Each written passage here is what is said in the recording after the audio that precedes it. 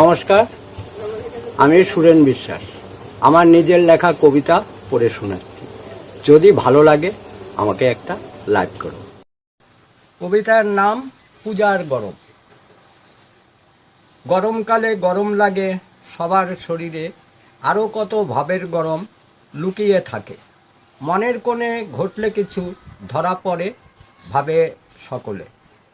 উনুনে আগুন জ্বলে শরীরে গরম লাগে। বাজার করতে গেলে পরে সব মালের দাম বেশি, টাকা পয়সায় টান পড়ে, মাথা গরম হয়। বউ যদি ঝামটি মারে কথা বলে, মাথা শরীর দুদিকে গরম হয়, শোয়া নাহি যায়। ইচ্ছা করে ধরে মারি কিছু চর, শরীর জ্বলে যায়।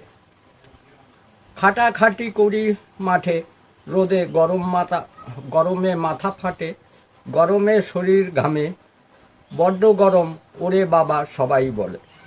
শীতকালে ঠান্ডা লাগে, লেপ গায়ে দিতে হয়, শরীর গরম হয়ে যায়। শীত চলে যায়, গরম থাকে না, লেপের ভিতরে গরমে ঘুম ভালো হয়। পুজো এলে বউ ডাকে, গরম গরম কথা বলে হেঁকে, ওগো চলো যাই বাজারে, জামা জুতো পুজোর শাড়ি কেনাকাটা করতে হবে ঘটা করে, আর সময় নাই। আজ বাদে পরশু ভোরে মহালয়া চণ্ডীপাঠ হবে যে, বড় বড় পূজা। দাদু ভাইরা, আমাকে একটু লাইক করো এবং আমাকে একটু ফলো করো।